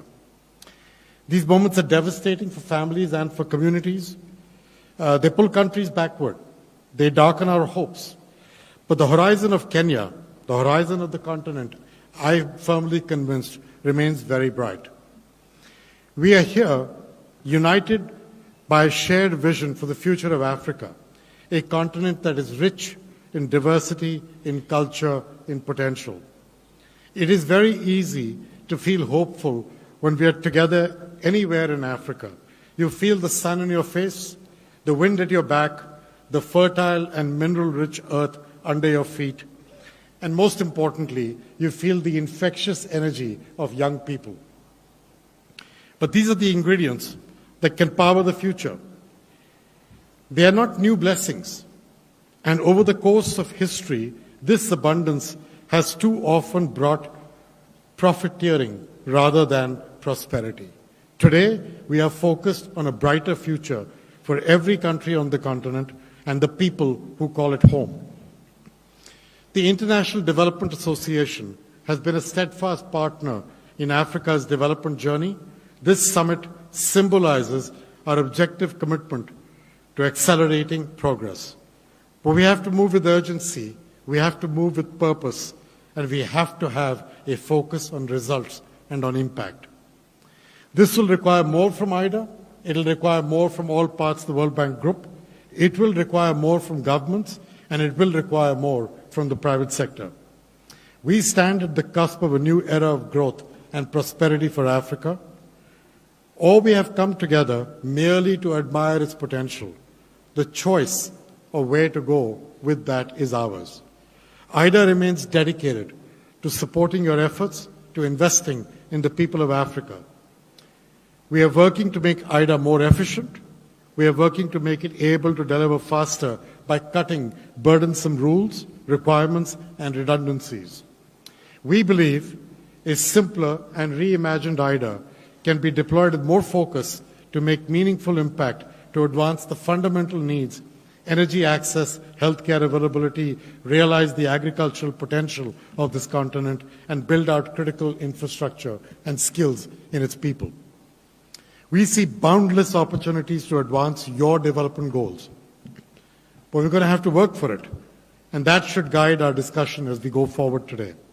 Let's harness our collective energy, point it towards making impacts that will resonate for generations to come. Once again, let me extend my deepest gratitude to President Ruto for hosting in this beautiful country, and to each of you for traveling to be with us today. I look forward to interacting with you as the day goes along. Thank you very much, sir. Thank you very much, sir. And before I move on to the next part, just to recognize also the presence of His Excellency Nana Akufo-Addo, President of the Republic of Ghana. We also have the Prime Minister of Ethiopia, His Excellency Abiy Ahmed, who's joined us as well, and Prime Minister Cote d'Ivoire, His Excellency Robert Bogre Mambe. At this point in time, Your Excellencies, allow me to now invite my co-MC, the wonderful and gorgeous Burundi, and was developed in 2000. The Burundi people have also, beginning with the young, have also started fighting against and are looking towards sustainable development. So it is in this light that Burundi rejoices to be accounted amongst the partners, amongst whom, in particular, the World Bank. So the Burundi greatly appreciates the intervention of the World Bank over the years, the socio-economic growth. Now, the financing and to have sustainable impact in the energy sector, economy, the environment, education, health, community development, infrastructures for transport and social development, context where our economy had been touched by shocks and whose effect COVID-19, the Ukrainian conflict, the world fiscal condition, climate changes, and to all this we can add the sanctions that Burundi has known since 2015. Now in 2023, this year was particularly marked by some slight improvement in our economic development and in the service sectors, the putting in place of social infrastructure, and also abundant agricultural production, thanks to the cooperation that was lent to location that improved to the different sectors. Now, this effect also had in the improvement of performance in Burundi that is also seen in that improved for the 2022-2023 fiscal calendar, and which has been improved as we move to 2023-2024. This performance on our capacity also comes from the efforts and the reforms that have been initiated by the government, and especially in the summit meeting that enabled us to follow up on the projects, and also the strengthening of dialogue between the government and partners using the national strategy in the development cooperation, the strengthening of the budgetary discipline in state institutions, and also microeconomic reforms as part of our achievements. In the case of certain projects, I would cite the dynamic coordinating team for projects, and also the diligence, the communities that also were also part of this team, and also in terms of fertilizers that we have had and seeds, and also the putting in place basic social infrastructure, and also integrated community development projects. Ladies and gentlemen, Your Excellencies, with the new gap that Burundi has fixed, priorities that my country is looking at as we take part in IDA 21, and environment health in face of climate change, and such, especially on reforms in terms of economic governance and statistics, as well as development of important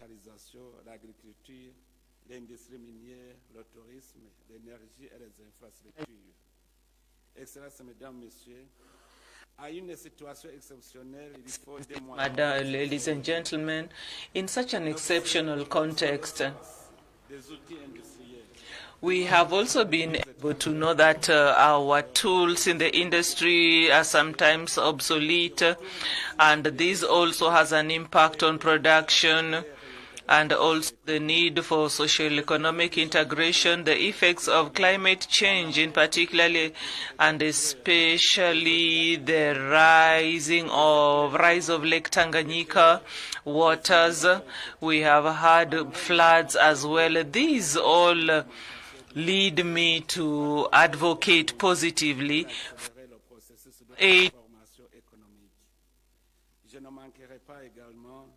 out pour le financement de la stratégie nationale de réintégration socio-économique durable des personnes sinistrées récemment people who have been affected, and this includes a project of retention of human labor. So we are confident the investments and the actions that are foreseen in the priority areas that we have identified that are in coherence with our 2024-25 vision and the objectives of development that allow for transformation in the continent will find favor with our technical and financial partners, with the World Bank, and also as we look to have economic growth. I'd like to end and as I express our thanks to the efforts of our leaders, and also reaffirm the commitment of Burundi to play its role to ensure resilient and inclusive growth. I thank you all for lending me your ears. Excellences, Monsieur le Président de la République du Kenya, Excellences, Messieurs les chefs d'État et de gouvernement, Monsieur le Président de la Banque mondiale, Mesdames et Messieurs les représentants de l'IDA, and gentlemen, representatives of leaders and institutional financial institutions, and Your Excellency, our lenders, ladies and gentlemen, je tiens tout d'abord I would like all to express my gratitude and my thanks to the President and the people pour l'hospitalité à l'endroit de ma délégation et moi-même that my delegation and my team have received since our arrival here in Nairobi. Je félicite le I'd like to président congratulate President William Ruto for the organization and the World Bank for the regular organization of this high-level meeting that reunites the contributors and the leaders and the beneficiaries, and also to strengthen solidarity and to have a better path for our continent, that is Africa. In effect, this summit allows us to express ourselves, to strengthen the financing of the African country pays, also to help us attain our development objectives and sustain the people lived through the consequences of climate change. The participation of Madagascar in this meeting is important because that gives me the opportunity to talk about the important, considerable impact of this project in Madagascar that is by the World Bank through IDA. Like you know, in the later years, the consequences of climate change have become more and more devastating. I'd like to take this opportunity to express my solidarity with the Kenyan people who are still going through today the consequences of tragic flooding for a number of weeks now. In Madagascar, the cyclones have become more and more frequent and violent. Like you know, my country is really exposed to climate change, and especially when we talk about the strategic position of the country and the character of our geographical position of our country makes us more vulnerable. The last cyclone into just destroyed the north of my country. Kilometers of roads were destroyed. Thousands of agricultural land was flooded and destroyed. And we have just, in a year, we've had about 4 successive cyclones. So that I'd like to share with you that in one day, the cyclones need at least 2 to 3 years of reconstructions. Yet in the light of climate change, in the south, of the mountain, we have seen a diminution of the lands are arid and do not allow the people to do them well and also to meet their basic needs. Families are living we have thousands of children who are also malnourished. Ladies and gentlemen, dear leaders, you know that each day for decades now, Africa faces fratricide to fight against poverty because this leads to deaths.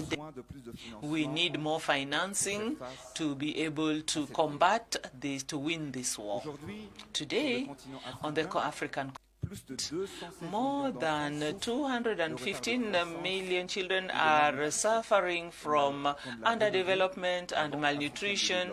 Like the African Bank of Development says, malnutrition is one of the causes, one principal causes of mortality of children under the age of 5. The daily reality of more people is touched by this tragedy. Now, in the light of such an obstacle, so the solutions that would look at investment in population, and that means that we need to be more powerful, that is more powerful and missiles. I'd like to thank the World Bank and its leaders for having given us the means to combat malnutrition in Madagascar. Today, you may not the military expenses as 2023 went up, highest in over 10 years. So we'd had up to millions of dollars, and we are also suffering the effects of the war in Ukraine. But I have a question. We have invested $2 billion for $2.14 billion on arms. But how much are we going to invest to save lives on the African continent? So I now to invite our partners and like-minded countries to commit finances to construct, fight this war that we fought, fight daily on the African continent, to develop and construct the Africa that we want. I am persuaded and convinced that with solidarity and international cooperation, we can have tangible solutions to this problem. Dear partners, I would like to share with you that since I became the head of Madagascar and since the beginning my second term, the cooperation with the World Bank have allowed for an positive evolution, for growth, and also to reduce the rate of crime in Madagascar, coming from 40% to 38% currently. So we are able to reduce it further, the level of malnutrition in Madagascar by another 4%. So I am persuaded that in a number of years we are going to have at least maybe 30 in maximum. We'll be able to eradicate malnutrition in Madagascar. In the south of my country, a resilience program has also been put up, dealing with agriculture, water, and local governance. More than 2 million people have benefited from health services and nutrition, with at least 450 communities that have been strengthened. However, the investments in the system, in health system, have allowed us to save a number of lives. Money transfers and other social effects have also allowed us to come to the aid of more than 5 million people in 65%, amongst whom are 65% women. I'd like to thank the World Bank for all these years of collaboration, for financing that has been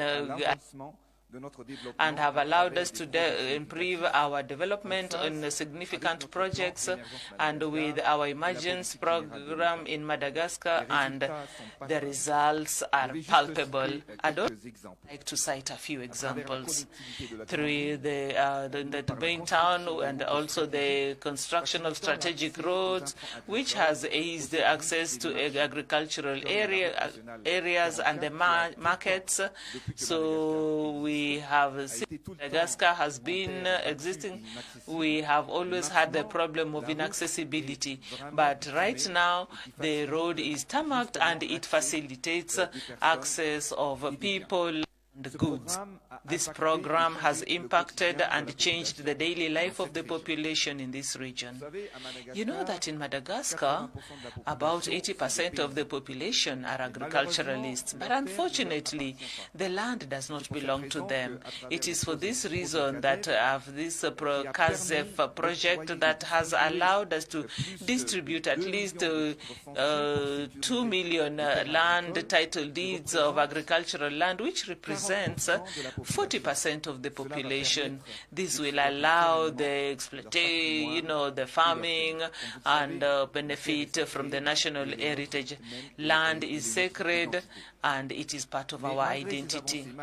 Despite these major advancements, we still have complicated obstacles, and resilience is becoming more and more difficult.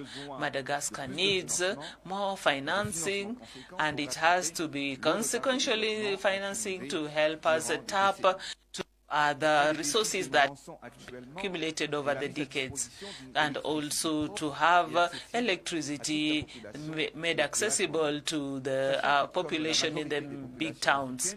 The majority of African population, about 65% of Malgache families, do not have access to electricity. It is for this reason that we have put in place a program to electrify each home through a program which we call Azavana Wano, or Light for All. We have decided each household in Madagascar has solar kit. So our objective is within a year and a half for more than 4 million households will have this kit to light up their houses, and thus will also lead us to an economy that will see $950 million that which is spent in, and that is about $2 per home for this lighting project. So this is what we are talking about on the African continent. Ladies and gentlemen, dear partners and leaders, like I had said, and I have just done so. So all this investment is to support.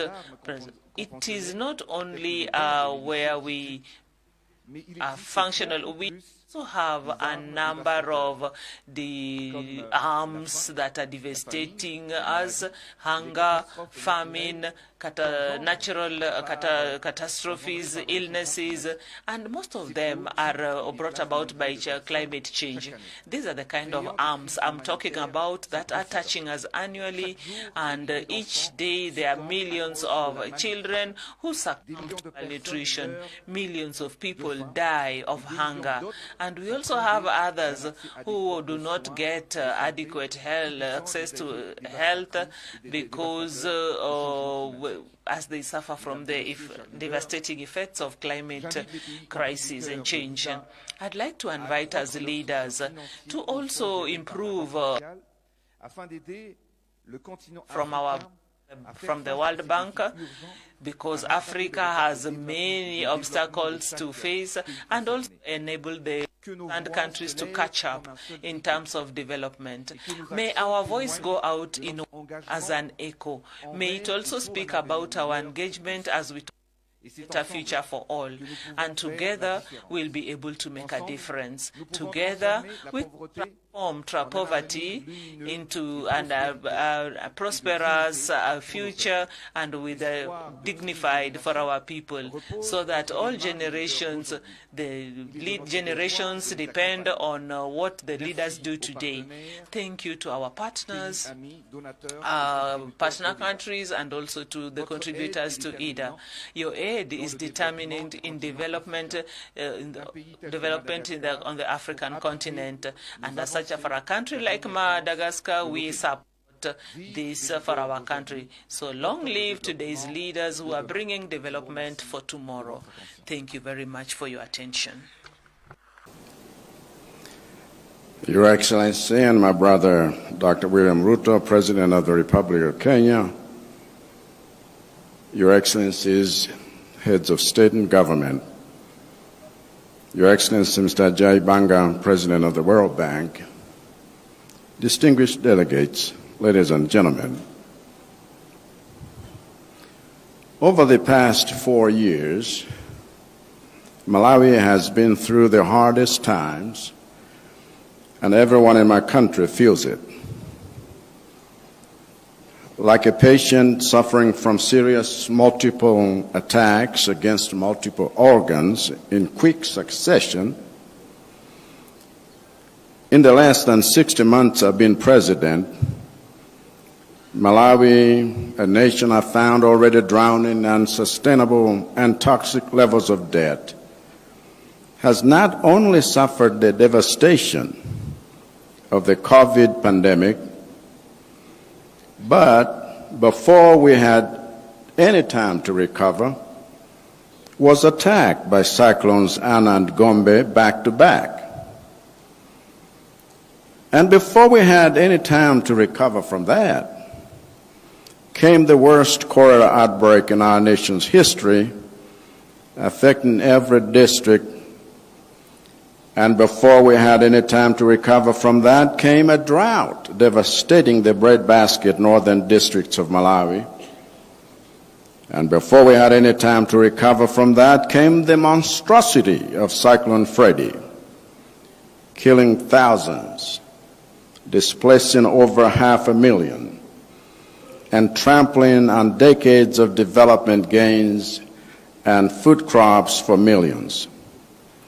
And now, before we have had any time to recover from that, we have been hit by El Nino weather that has forced me to declare a state of disaster in 23 out of 28 districts, making me the first president in Malawi's history to declare a state of disaster every year of his time in office thus far. And if hearing all this makes you feel like Malawi should not have survived such shocks, you're right. But I came here to tell you that Malawi is a miracle, because despite the anguish Malawians have gone through and the pains they feel, Malawi has not only survived, but is in fact showing signs of recovery.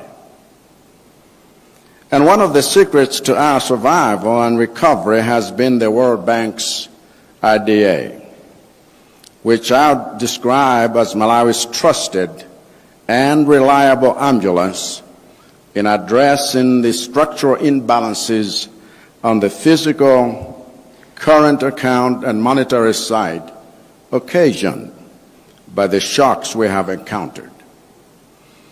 And like any good ambulance, IDA has saved Malawi from the brink by operating at 2 speeds simultaneously. The faster speed to immediately treat the collapsing organs of our ailing economy in real time whenever disaster strikes, using quick response instruments to mitigate the impacts of external shocks on the poorest, and the slower speed to get the economy to the hospital for long-term treatment through structural reforms for sustainable and inclusive recovery. On the faster speed of immediate treatment inside the ambulance, IDA has swiftly provided Malawi support to respond to national, regional, and global emergencies affecting food security and balance of payments. Key to this have been initiatives like the Social Support for Resilient Livelihoods Project that aims at responding and building national resilience to disasters. Another example was the $60 million in IDA support we got from the crisis response window to restore the operations of Capichira Power Plant, which was damaged by cyclones Ana and Gombe, resulting in the loss of 1/3 of our electricity generation capacity. Similarly, IDA is financing big reconstruction and infrastructure damaged by Cyclone Freddy last year, as well as helping us scale and smarten up our social protection systems and engage communities in the restoration of forestry, riverbanks, and degraded landscapes. A more recent example is how the bank has quickly responded to my appeal for $446.5 million in international support for the 9 million Malawians in need of food assistance in the face of El Nino. And it has done so by releasing $57.62 million to support the country's disaster response, while a further $7 million is coming through the sovereign drought insurance policy with the Africa Risk Capacity, ARC. So in total, the emergency care we have received inside the IDA ambulance en route to the hospital has risen from an average of $100 million in disbursements 4 years ago to now around $6 million, which is a record. In fact, Malawi is the first African country to sign up to the IDA's new crisis response toolkit, which will enable IDA to respond even more rapidly going forward. But let me conclude by talking about our ambitions for IDA on the long-term structural issues. Our ambitions go beyond stabilizing the patient, as we have done with our macroeconomic conditions. through our close collaboration with IDA and the International Monetary Fund, IMF.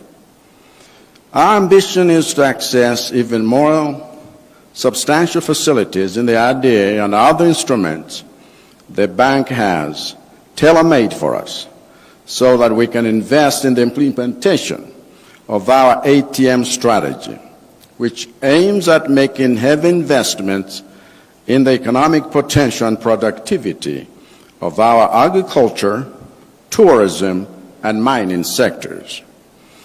Our ambition is to create an inclusively wealthy middle-income economy within the next 6 years by creating mega farms that feed the world, by leveraging irrigation technologies that transcend weather conditions.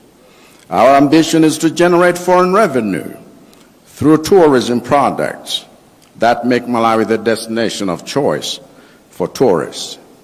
Our ambition is to generate wealth from our bastion of mineral riches by adding value to them and using the revenue to develop our people, our public service delivery, our industries, and our infrastructure through the operationalization and capitalization of the newly formed Malawi Development Cooperation.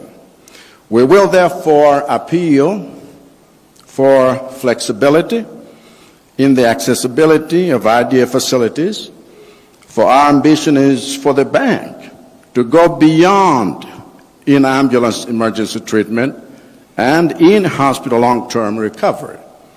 Our ambition is for the bank to partner with us in building a new Malawi, one that is healthy, a healthy economy capable of being productive and competitive globally, leveraging on the new opportunities and markets emerging from the Africa Continental Free Trade Area. And to safeguard the impact of your investments in this ATM strategy, we have rolled out a fully integrated and comprehensive financial management information system, IFMIS, that will support our first program for results, P4R, financing with IDA. We have implemented energy sector reforms to crowd in new private investors through public-private partnerships. We have enacted the Malawi Disaster Risk Management Act to put our disaster risk management framework in order. And we are seized of the urgency of reconfiguring our civil service to focus on rewarding execution and delivery of projects, not entitlement and dysfunction. I must therefore thank the World Bank for recognizing these reforms by resuming general budget support to Malawi under Development Policy Operation, DPO. After a decade-long hiatus and following Malawi's successful qualification for the IMF's Extended Credit Facility, ECF, 6 months ago. And with these remarks, Malawi fully welcomes the replenishment of the IDA as a vehicle for economic transformation. Thank you for listening.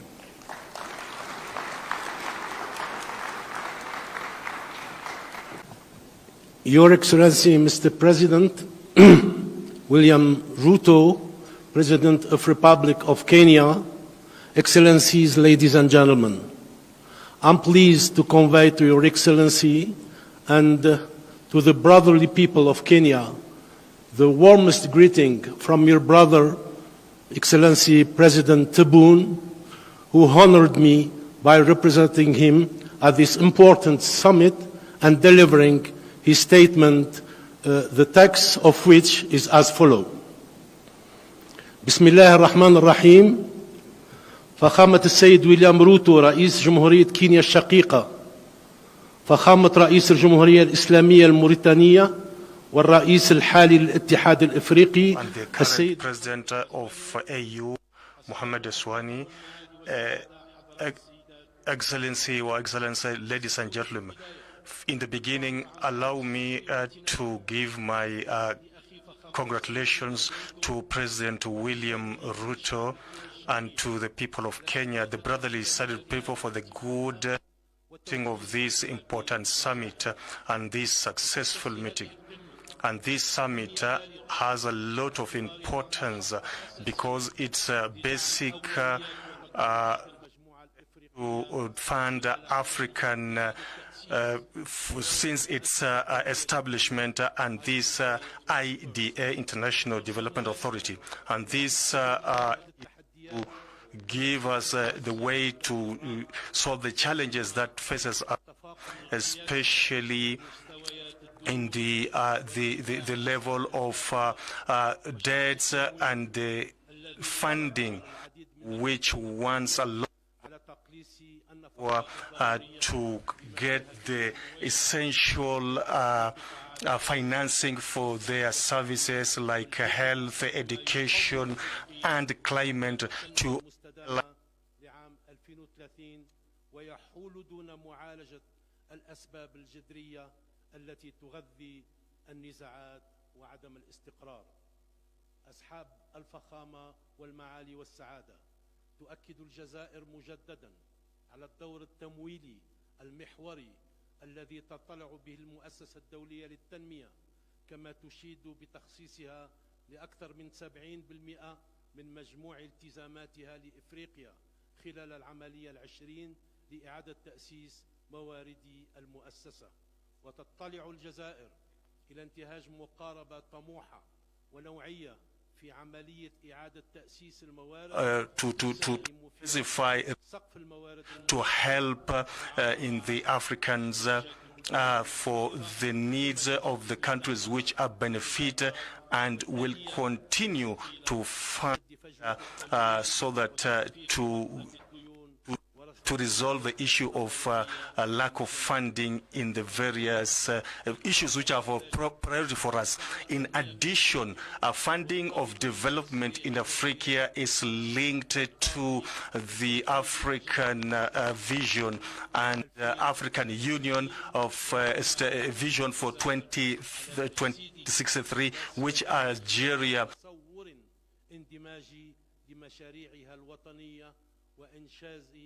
وإنجاز مشاريع تنموية أخرى بعدة دول development projects in the neighboring countries.